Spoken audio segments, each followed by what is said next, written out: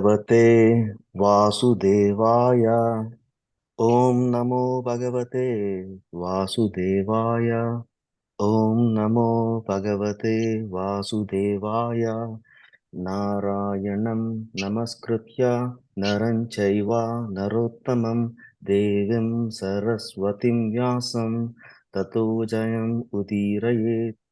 Srinvatam Svakata Krishna Punyashravana Kirtana Hrudayantosto hi Abhadrani Vidunoti Sutam Nastaprayeshu Abhadreshu Nityam Bhagavata Sevaya Bhagavate Uttamasloke Bhaktir Bhavati Naistiki.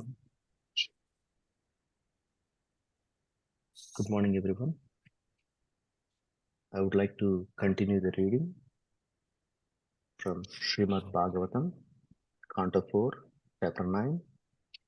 I will start from verses 42 through 46. Verse 42. Tam drustva vapano vyasa ayatanam tarasa ratat avahruya nrupasturnam asadya prema vivalaha hariribhye angajam dorbhyam dirgo kanta manah swasan Vishwakshenagri samsparsa hata sheshaga bandhanam. Translation. There is no purport for this translation from Srila Prabhupada. Prabhupada Kijan. Upon seeing Dhruva Maharaj approaching the neighboring small forest, King Uttanapada with great haste got down from his chariot. He had been very anxious for a long time to see his son Dhruva, and therefore, with great love and affection, he went forward to embrace his long lost boy. Breathing very heavily, the king embraced him with both arms, but Dhruva Maharaj was not the same as before. He was completely sanctified by the spiritual advancement due to having been touched by the lotus feet of the Supreme Personality of the Godhead. Verse 44.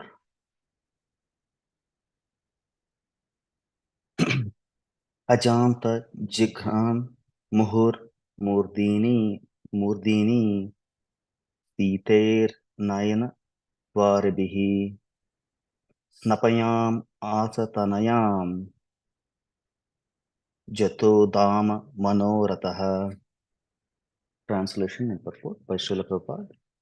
Reunion with Dhruva Maharaj fulfilled King Uttanapada's long-cherished desire, and for this reason he smelled Dhruva's head again and again and bathed him with torrents of very cold tears.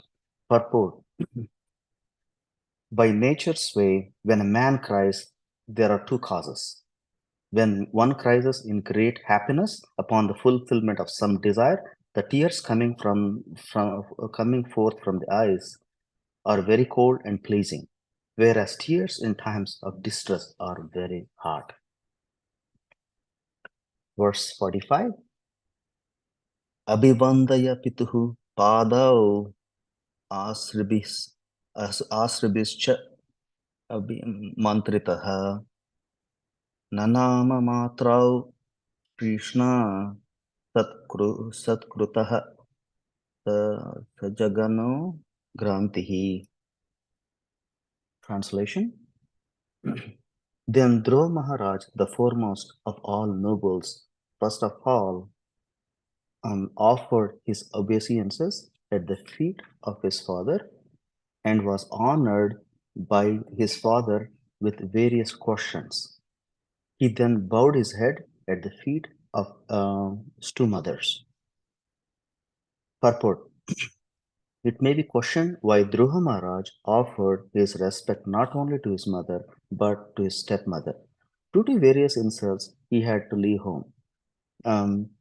The answer is that after achieving perfection by self-realization and seeing the Supreme Personality of God face to face, Dhruva Maharaj was completely freed from all the contamination of the material desire. Feeling of insult or honor in this material world are never pursued by the devotee. Lord Chaitanya therefore says that one has to be humble than the grass, and he recommends more tolerant than the tree to execute devotional service. Dhruva Maharaj therefore has in this verse described as Sajjano Gratihi, the foremost of noblemen. The pure devotee is the noblest of all. He has no feelings of animosity towards anyone. Duality due to animosity is the creation of this material world. There is no such thing in the spiritual world, which is the absolute reality. Text 46.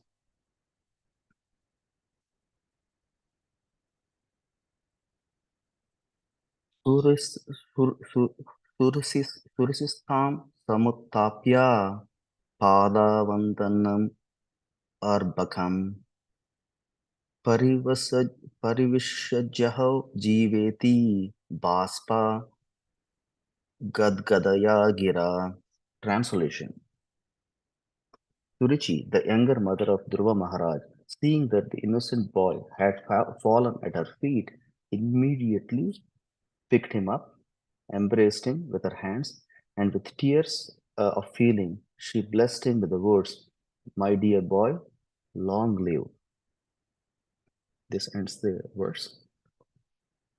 Namo Om Vishnupadaya Krishna Prestaya Bhutale Srimate Bhakti Vedanta Swami Iti Namine Namaste Saraswati Devi Gauravani Pracharine Nirvishesha Shunyavadi Paschata Desatarine Jaya Sri Krishna Chaitanya Prabhu Nityananda Sri Advaita Gadadara Sri Vasadi Gaura Bhakta Vrinda Hare Krishna Krishna Krishna Hare Hare Hare Rama Rama Rama Hare Hare. I like to seek blessings from all the assembled Vaishnavas and thank you for giving me an opportunity to purify myself. Please forgive me for any of my shortcomings. I listened to several lecturers from Gauranga Darshan Prabhu and also Madhu Pandit Das Prabhu, and I took few points from both lectures. And here, finally, King Uttanapada could see Dhruva Maharaj just coming from the forest. With great hassle, he get down from the chariot and embraced his son with a lot of love and affection. However, we notice Dhruva Maharaj is not the same and he got transformed because of association of Supreme Lord. Here, many people believe that their desires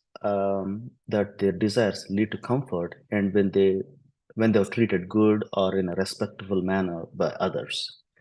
But when someone treats them poorly, they may feel inclined to withdraw their relationships.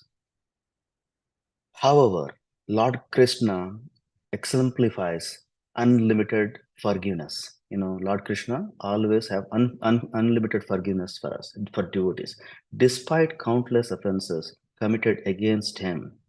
Since time immemorial, he keeps to maintain the relationship with all living beings. He resides in their hearts, guides them, and even in lower forms of life, reflecting his deep compassion and desire to uh, accompany of all souls. Um, as it is, we already seen in the first purport in what state we should, as Srila Prabhupada says, we should meditate on the God. Um, he and also we learn from Bhagavad Gita 15.7. We are all 15.7. It says the living entities is all conditioned, and we are all part and parcels of the ultimate God, Supreme Lord. Mamaivamsho Jiva Loke Jiva Bhutaha Sanatanaha. So when one becomes a devotee of Krishna, they cultivate all the good qualities. This is exactly what happened with Dhruva Maharaj.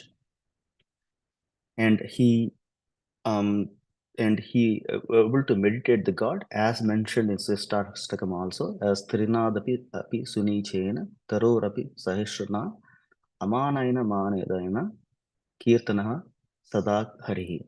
So a devotee, a pure devotee, can let go of the resentment even towards those who cause them pain. For example, here, Surichi spoke harshly to young Dhruva, causing a separation from his mother, Suniti.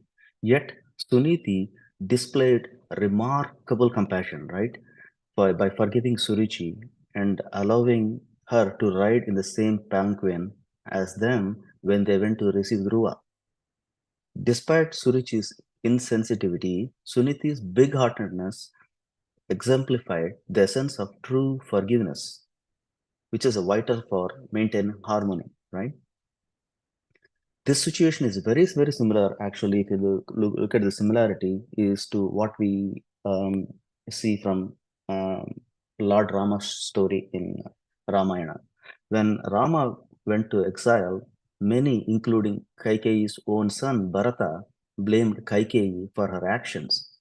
Kaikeyi needed compassion and support to realize her mistakes, as abandonment would leave them only without shelter. Suniti here displayed a big heart, emphasized with Surichi, and chose to forgive her. Um, this is what happens when you are in a when you are in a connect to God, you forgive people. That's what I got it from here. And also, Narada Muni taught Dhruva Maharaj an important lesson regarding forgiveness, forgiving others, and focusing attention on Lord Krishna.